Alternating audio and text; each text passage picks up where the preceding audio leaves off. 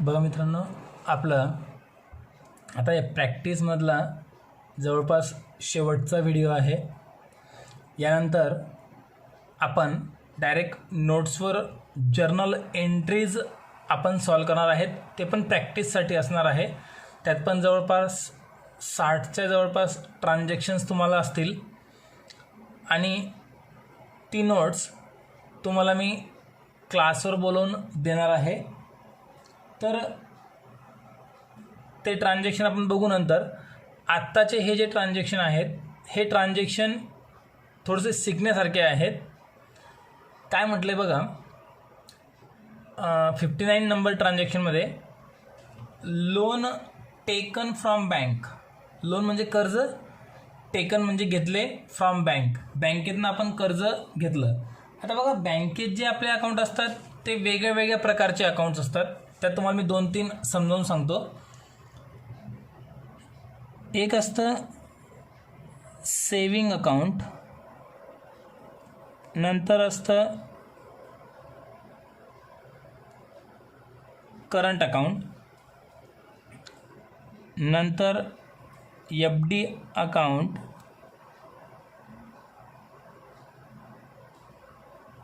RD account. FD म्हणजे fix deposit, RD म्हणजे recurring deposit. Recurring म्हणजे पुन्हा पुन्हा डिपॉझिट आपण तिथे करतो त्याला रिकरिंग डिपॉझिट म्हणतात.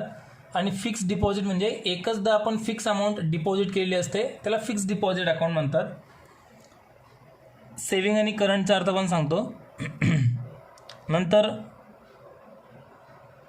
लोन अकाउंट असतं. लोनमध्ये पण वेगळे वेगळे प्रकार असतात जे आपण व्हिडिओ कॉलिंगमध्ये आपण जेव्हा एक संडेला मीटिंग घेतली होती त्यात आपण वेगळ्या वेगळ्या प्रकारचे लोन बघितले होते. ते लोनचं अकाउंट असतं. आता बघा, हे सेविंग अकाउंट म्हणजे काय असतं, बचत खाते याला म्हणतात, बचत खाते. करंट अकाउंट म्हणजे चालू खाते. हे fix deposit account, recurring deposit account. Loan account म्हणजे कर्ज खाते. काय असतं बघा, सेविंग अकाउंट आणि करंट अकाउंट हे काय असतं. सेविंग अकाउंट म्हणजे जर कोणी व्यक्ती असेल की ज्याचं रेग्युलर इन्कम नाही आहे बट जे पण इन्कम असेल तो बचत करण्याची त्याची इच्छा असेल तर तो जसे पैसे जमा होतील तसे बँकेत तो आपल्या अकाउंटला जमा करतो. त्याचा काही बिझनेस वगैरे नाही किंवा लहानसा बिझनेस असेल तर असे व्यक्ती सेविंग अकाउंट नॉर्मली ओपन करतात. सेविंग अकाउंट कोणी ओपन केलं पाहिजे यासाठी बंधन नाही, कोणीही सेविंग अकाउंट ओपन करू शकतं. करंट अकाउंट, करंट अकाउंट मात्र हे फक्त व्यापारी लोकांसाठी असतं. करंट अकाउंट हे फक्त व्यापारी लोकांसाठी असतं. मग सेविंग अकाउंट व्यापारी लोक ओपन करू शकतात की नाही तर क्लिअर करून घ्या. सेविंग अकाउंट व्यापारी लोक पण ओपन करू शकतात, आपण पण ओपन करू शकतो. मात्र करंट अकाउंट फक्त व्यापारीच ओपन करू शकतात. आपण जर बँकेत गेलो आणि आपण त्यांना सांगितलं की मी स्टुडंट आहे, मला करंट अकाउंट ओपन करायचं आहे, तर तुमचं करंट अकाउंट ओपन होणार नाही. कारण करंट अकाउंट ओपन करण्यासाठी तुम्हाला ते आपण जरी ओपन करत असणार तर आपल्या नावाने ओपन होत नाही, आपल्या बिझनेसच्या नावाने ते ओपन करून घ्यायचं असतं. जसं जर माझं करंट अकाउंट जर असेल तर माझ्या नावाने ओपन होणार नाही, आपल्या क्लासच्या नावाने करंट अकाउंट ओपन झालेलं आहे. तर करंट अकाउंट हे ज्यांचं इन्कम आहे, ज्यांचं बिझनेस आहे त्यांचंच करंट अकाउंट फक्त ओपन केलं जातं. इतकं क्लिअर आहे. आता सेविंग अकाउंट कोणाचंही राहू शकतं, करंट अकाउंट फक्त व्यापारी लोकांचं. तर आपण जे बँकेचे ट्रान्झॅक्शन बघतो ते सगळे करंट अकाउंटचे असतात. तुम्हाला कोणत्या अकाउंटचं हे क्लिअर दिलेलं नसेल तर ते नेहमी करंट अकाउंटचं असतं. ते व्यापाऱ्याचं सेविंग अकाउंट पण असू शकतं, हे पुन्हा क्लिअर करून घ्या.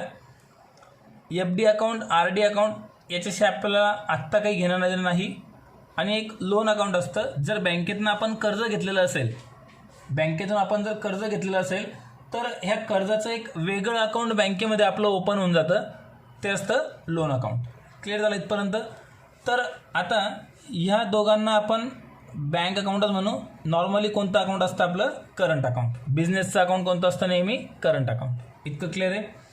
आता काय होतं बघा, आपण जर बँकेतनं लोन घ्यायचं म्हटलं तर आपलं एक अकाउंट आहे बँकेत, जिथे आपण पैसे जमा पण करतो आहे, तिथून पैसे आपण काढतो पण आहे.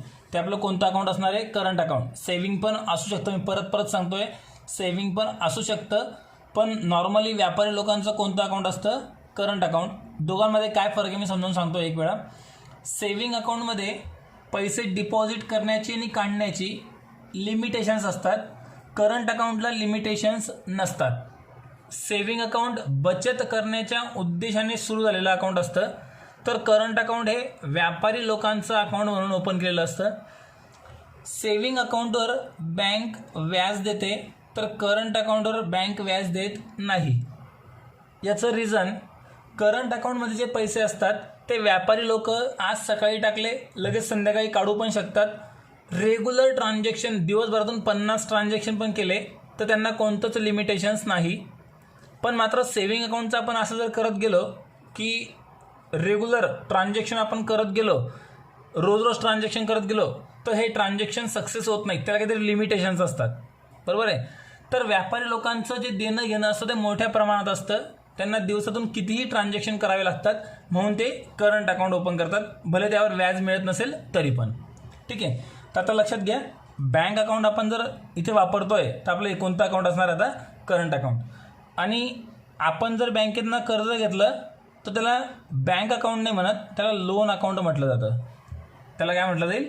Loan account. भले पुढे आपण त्याला बँक लोन म्हणू शकतो, पण फक्त बँक अकाउंट नाही म्हणू शकत, बँक लोन अकाउंट म्हणणार. इतकं क्लिअर झालं? बघा, 2 अकाउंट झाले, एक बँक अकाउंट आणि एक बँक लोन अकाउंट. आता जर आपण बँकेकडनं 1 लाख रुपये कर्ज जर घेतलं तर बँक काय करते? आपल्या ह्या अकाउंटमध्ये 1 लाख रुपये जमा करून देते, जे आपल्याला पैसे वापरता येतील. आणि इथे या लोन अकाउंटला 1 लाख रुपये आपले मायनस करून ठेवते, म्हणजे आपण कर्ज घेतलं म्हणून दाखवून ठेवते. ठीक आहे. आता 1 लाख रुपये आपण कर्ज घेतल्यानंतर बँक डायरेक्ट आपल्याकडे कॅश हातात देत नाही. बँक काय करते?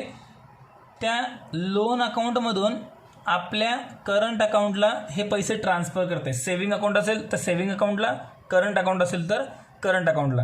बँक आपल्या हातात रोख पैसे देणार नाही, आपल्या बँक अकाउंटला हे ट्रान्सफर करते. मग हे दोघी अकाउंट वेगळे वेगळे आहेत, अगोदर हे क्लिअर करून घ्या. इथून आपलं घेणं आहे, इथे आपलं हे देणं आहे. ठीक आहे. आता तेच आपलं इथं झालेलं आहे. पैसे आपल्या बँक अकाउंटला जमा होत आहेत आणि कुठून पैसे निघत आहेत? बँक लोन अकाउंटमधून. मग आता आपल्याला हे ट्रान्झॅक्शन शिकायचे आहेत. लोन टेकन फ्रॉम बँक, बँकेतनं आपण कर्ज घेतलं, कर्ज घेतलं म्हणजे पैसे रोख मिळणार आहेत का रे?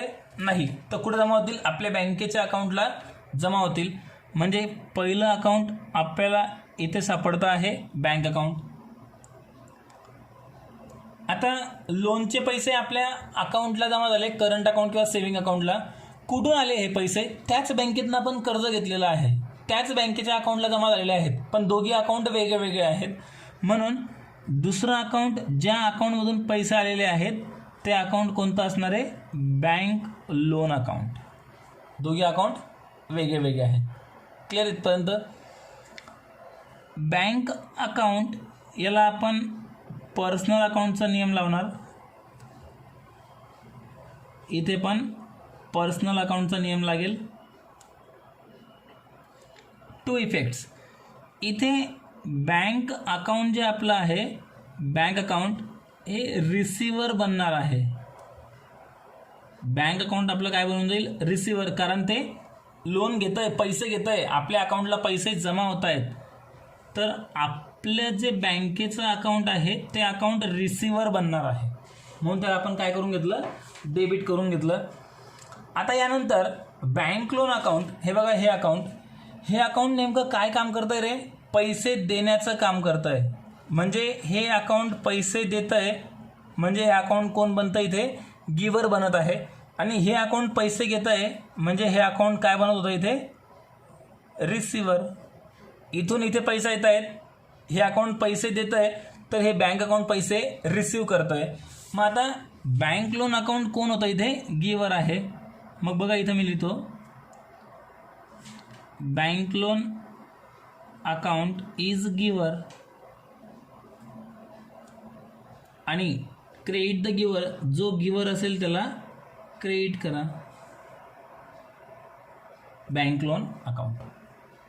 ठीक आहे, इतकं क्लिअर आहे. आता जेव्हा बँक पैसे देते तेव्हा आपल्या बँकेच्या अकाउंटला पैसे जमा होतात आणि बँक लोन अकाउंट आपलं हे देणं म्हणून ते एक गिवर बनतं. आता बघा, याच्या विरुद्ध आपण काय केलं, कर्ज घेतलेलं आहे 1 लाख रुपये. बघा, हे 1 लाख रुपये आपण इथे कर्ज घेतलेलं आहे. आता आपल्याला लोन अकाउंटमध्ये 20,000 रुपये जमा करायचे आहेत. 20,000 रुपये आपल्याला जमा करायचे आहेत. तर आपण कॅश पण जमा करू शकतो, पण कुठून पैसे आले हे समजत नाहीत, म्हणून 2 प्रकारे जमा करता येतात. एक तर आपण डायरेक्ट ह्या लोन अकाउंटमध्ये डायरेक्ट कॅश डिपॉझिट करू शकतो, कॅश डिपॉझिट पण करू शकतो, किंवा ह्याच अकाउंटमधून पैसे ट्रान्सफर करू शकतो. पण बघा, आता काय होतं आहे, 2 अकाउंट आहे पुन्हा आपल्याकडे. एक आपलं नॉर्मल बँक अकाउंट आहे आणि सेकंड बँक लोन अकाउंट आहे. आता जेव्हा आपण बँकेतनं कर्ज घेतो तेव्हा बँक आपल्याला रोख देत नाही पैसे, तेव्हा बँक आपल्याला आपल्या बँक अकाउंटलाच ट्रान्सफर करते, ज्याची एंट्री आपण आत्ता बघितली. पण आता इथे आपण 1 लाख रुपये बँकेकडनं लोन घेतलेलं आहे. मग आपल्याला आता 20,000 रुपये बँक लोनला जमा करायचे आहेत. इथे आपल्याला जमा करायचे आहेत. म्हणजे बघा, इथे 1 लाख रुपये आपल्यावर कर्ज होतं, आपल्याला 20,000 रुपये जमा करायचे आहेत. त्याची 2 पद्धती आहेत. एक तर आपण डायरेक्ट 20,000 रुपये कॅश जमा करून टाका, किंवा मग ह्या अकाउंटमार्फत जमा करा. एकतर कॅश पण जमा करता येते, किंवा मग ह्या बँक अकाउंटमार्फत जमा केले जातात. मग बघा, दोघांचे पण इंटरेस्ट तुम्हाला मी एकाच ट्रान्झॅक्शनला समजून देणार आहे. पण आता लक्षात घ्या, इथे आपण deposit cash into bank loan म्हटलेलं आहे, बँक लोन अकाउंट. आपण इथे रोख जमा केलेले आहेत असं गृहीत धरतोय. बघा, कॅश म्हटलंय, डिपॉझिट कॅश, आपण रोख पैसे जमा केलेले आहेत. कुठे जमा केले आहेत? बँक लोन अकाउंटला. म्हणजे इथे पहिलं अकाउंट तर आपल्याला सापडून जाईल, बँक लोन अकाउंट. पहिलं अकाउंट आपल्याला सापडलं बँक लोन अकाउंट, ते पर्सनल अकाउंट आहे. आता ही बँक लोन अकाउंट इथे गिवर होती. आता हे बँक लोन इथे कोण बनतं आहे? रिसिव्हर. हे अकाउंट काय बनतं इथे? रिसिव्हर. ते पैसे घेत आहेत, म्हणून इथं आपण म्हणू bank loan account is receiver.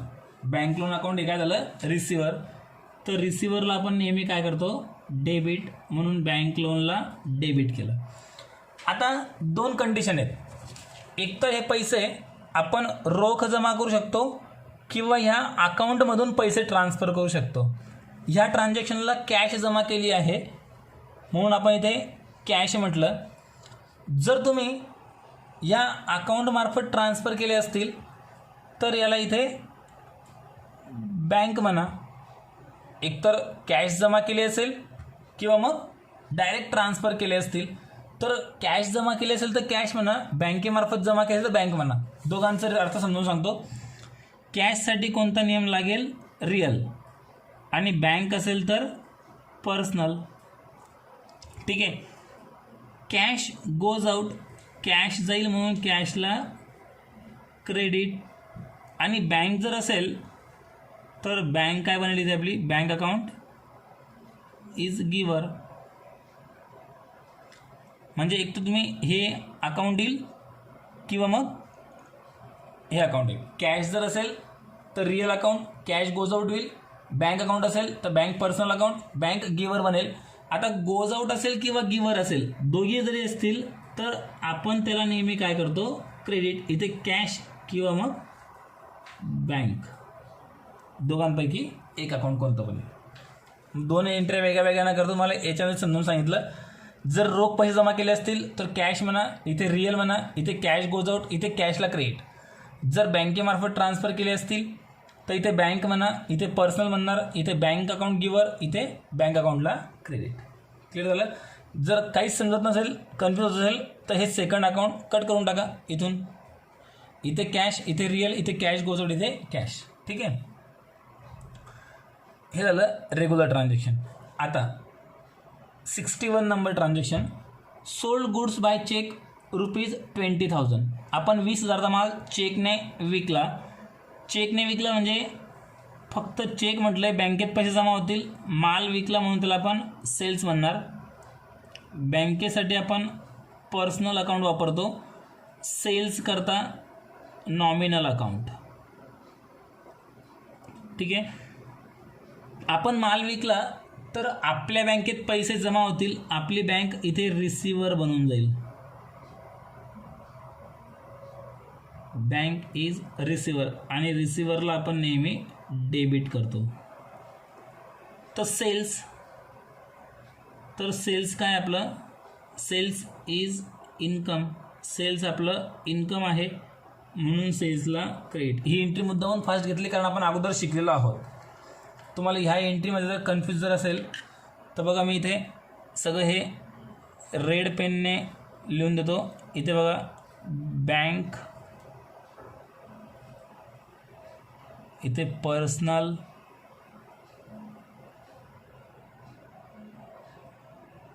Bank is गिवर आणि बँक अकाउंट. कन्फ्यूज होऊ नका. काही शंका असेल तर मला विचारा. 61 नंबर ट्रान्झॅक्शन इझी होतं, रेग्युलरचं होतं, झालेलं आहे अगोदर, फास्ट घेतलं. याच्याकरता आपण हे ट्रान्झॅक्शन घेतलेलं आहे. Sold goods bye bearer check. आता कोणता चेक आला आहे बघा, बेरर चेक. चेकचे 2 प्रकार असतात, ते समजून द्यायचे तुम्हाला आज. चेकचे प्रकार किती असतात? 2 प्रकार. कोणते कोणते असतात बघा. चेकचे 2 प्रकार असतात. एक असतो क्रॉस चेक, एक असतो बिअरर चेक. एक असतो क्रॉस चेक, एक असतो बिअरर चेक. 2 चेक असतात. दोघं चेक तुम्हाला मी आता समजून देतो 2 मिनिटात. तुम्हाला मी बोललो होतो मागच्या एका व्हिडिओमध्ये की जेव्हा हे चेक मी समजून देईल तेव्हा तुम्हाला ॲक्च्युअल मी चेक दाखवेल. तर तुम्हाला आता मी चेक पण दाखवणार आहे. 2 प्रकारचे चेक असतात, क्रॉस चेक आणि बेरर चेक.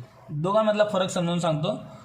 दोघं चेक दिसायला सारखे असतात, सेम चेक असतो, तोच एकच चेक असतो. पण क्रॉस चेकला फक्त साईडला 2 क्रॉस लाईन केलेले असतात. इथे तसं काही केलेलं नाही.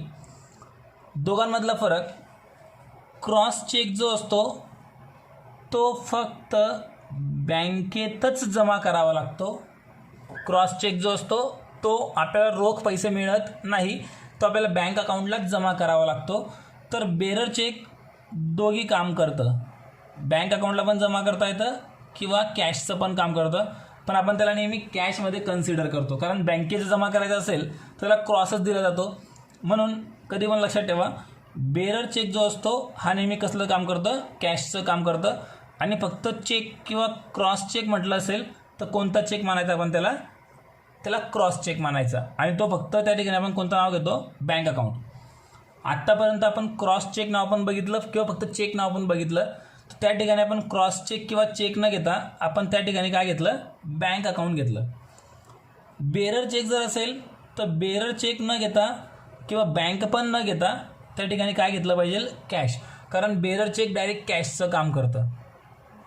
समजा आपल्याला बी नावाच्या व्यक्तीकडनं 10,000चा चेक मिळाला आणि आपल्याला सी नावाच्या व्यक्तीला 10,000 रुपये द्यायचे आहेत.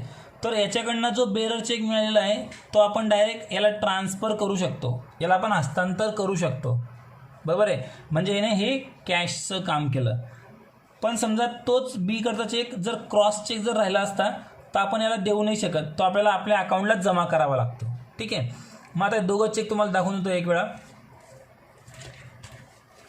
बघा, हा आहे IDBI बँकेचा चेक. आता इथे बघा 2 क्रॉस लाईन केलेल्या नाहीत, तर हा नॉर्मली बेरर चेक आहे. काय काय असतं बघा याच्यावर, चेकवर काय काय असतं. इथे बँकेचं ॲड्रेस असतं पूर्ण, बँकेचं IFSC कोड असतो, प्रत्येक ब्रांचचा वेगळा वेगळा असतो. सगळ्यात इम्पॉर्टंट आहे ऑनलाईन ट्रान्झॅक्शन करताना हा जो IFSC कोड असतो हा कंपल्सरी लागतोच. त्यानंतर इथे डेट लिहायची असते. ज्या दिवशी आपण चेक दिला, जी डेट याच्यावर असेल त्या तारखेपासून हा चेक पुढे 3 महिने काम करतं. बघा इथे व्हॅलिड फॉर 3 मंथ्स म्हटलं आहे. अगोदर हा चेक 6 महिन्यापर्यंत व्हॅलिड असायचा, आता 3 महिन्यापर्यंत फक्त व्हॅलिड असतो. पुढे जाऊन आता हा 1 महिन्याचा व्हॅलिड होणार आहे.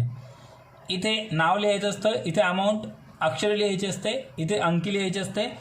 ज्याचा अकाउंटचा चेक आहे त्याचा आहे अकाउंट नंबर असतं. जसं माझं बँकेचा अकाउंटचा जो सेविंग अकाउंट नंबर आहे तो हा आहे, तर इथलं अकाउंट आहे. माझं सेविंग अकाउंट पण आहे, करंट अकाउंट पण आहे. नंतर इथे बघा माझं नाव आहे पूर्ण. जोपर्यंत मी याच्यावर साईन करत नाही तोपर्यंत हा सिम्पल एक कागद आहे, त्याला काहीच व्हॅल्यू राहत नाही. ठीक आहे. आता हा जर साईन वगैरे केला, नाव वगैरे टाकलं, तर हा बेरर चेक आहे. म्हणजे हा कोणाला पण जर सापडला तो कोणी याचे पैसे परस्पर काढू शकतं. पण याला बघा, जर असं मी 2 क्रॉस लाईन जर करून टाकल्या तर आता हा क्रॉस चेक झाला. आता हा चेक हरवला पण, किंवा माझ्याकडनं कुठे पडला, किंवा कोणी चोरला, तर कोणी पण पैसे बँकेतनं रोख काढू शकत नाही. ज्याचं नाव ह्या चेकवर असेल त्याच व्यक्तीला ह्या चेकचे पैसे त्याच्या अकाउंटलाच जमा होतील, त्या व्यक्तीला पण रोख मिळणार नाही.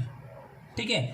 समजा मी इथे तुमचं नाव टाकून दिलं आणि सही करून तुमच्याकडे दिलं, तर तुमचं नाव असून पण तुम्हाला हे पैसे रोख नाही मिळणार, तुमच्या अकाउंटलाच जमा तुम्हाला करावा लागेल.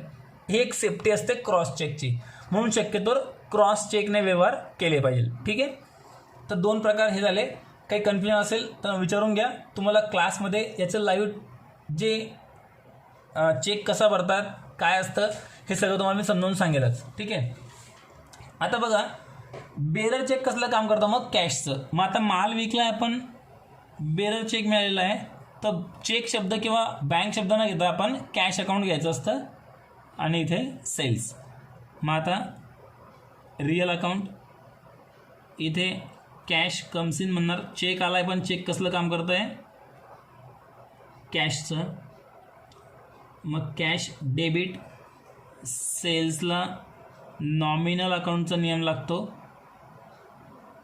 इथं म्हणू सेल्स इज इन्कम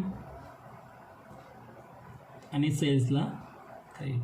म्हणजे फक्त हे तुम्हाला चेक समजून देण्यासाठी हे ट्रान्झॅक्शन मी इथे घेतलेलं होतं. आता 63 नंबर ट्रान्झॅक्शन बघा. Amount of ₹6,000 not recover from Raj. Raj नावाचा एक व्यक्ती आहे, ज्याला आपण उधारीवर माल विकला होता अगोदर. त्याच्याकडे 6,000 बाकी आहेत. पण काय झालं आहे, नॉट रिकवर्ड. नॉट रिकवर्ड म्हणजे आता हे पैसे आपल्याला मिळणार नाहीत, म्हणजे हे पैसे आपले बुडाले. तर आपण त्याला म्हणतो बॅड डेब्ट्स. आपण त्याला काय म्हणायचं असतं, बॅड डेब्ट्स, म्हणजे बुडीत रक्कम. बॅड डेब्ट्सचा अर्थ काय होतो, बुडीत रक्कम. पैसे बुडाले, लॉस आहे आपला. नॉमिनल अकाउंटचा नियम वापरायचा असतो. Nominal account. नॉमिनल अकाउंटमध्ये bad debts is loss. Expenses आणि लॉसेसला नेहमी काय करतो, डेबिट. म्हणून इथे बॅड डेब्ट्सला डेबिट झालं. आता दुसरं अकाउंट, पैसे तर काही मिळाले नाहीत, इथे गेलं पण काहीच नाही आहे, माल तर अगोदरच विकला होता, त्याची एंट्री झाली. इथे ज्याने पैसे बुडवले त्याचं नाव आवर्जून लिहिलं पाहिजे, कारण कोणी पैसे बुडवले हे आपल्याला समजलं पाहिजे. राजने पैसे बुडवले म्हणून राज इथे पर्सनल अकाउंटमध्ये येईल. आता राज हा पैसे बुडवणारा आहे, म्हणून इथं आपण म्हणू राज इज गिवर. पैसे देणारा कोण होता, राज होता, पण त्याने दिलेले नाहीत, पण तो गिवर होता. शेवटपर्यंत गिवर राहणार आहे, तो पैसे देणारा राहणार आहे, शेवटपर्यंत गिवर राहील, म्हणून तर राज अकाउंटला क्रेडिट. इथपर्यंत क्लिअर झालं. आता लास्ट ट्रान्झॅक्शन काय झालं बघा. समजा आता राजचं अकाउंट आपण क्लोज करून टाकलं इथे, कारण आपल्याला समजून गेलं की हा राज खूप हरामखोर व्यक्ती आहे आणि आता हा राज आपले पैसे देणार नाही. आपण राजचं अकाउंटच क्लोज करून टाकलं 6,000 रुपयांनी. राजचा आपला काही संबंध उरलेला नाही. ठीक आहे.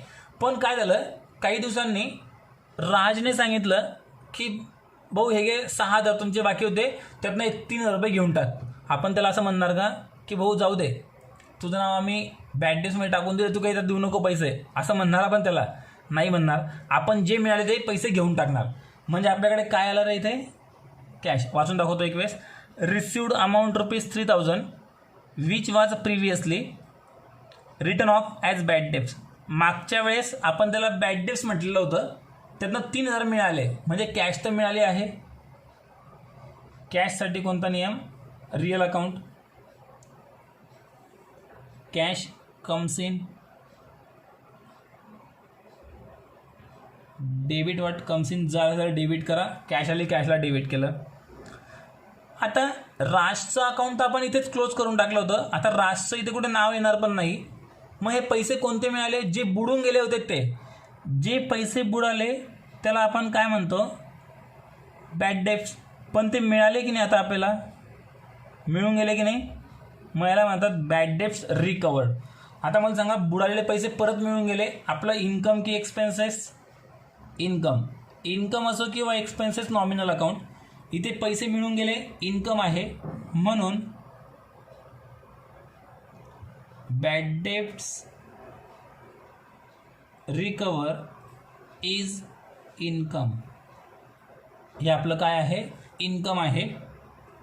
बॅड डेट्स रिकवर हे आपलं इन्कम आहे आणि इन्कमला आपण नेहमी क्रेडिट करतो, म्हणून बॅड डेट्स रिकवर अकाउंटला क्रेडिट. आणि हे ट्रान्झॅक्शन तुमचे पूर्ण संपले. शेवटचे 2 ट्रान्झॅक्शन सोपे होते पण नवीन होते. लक्षात घ्या. काही शंका असेल तर मग मला विचारा.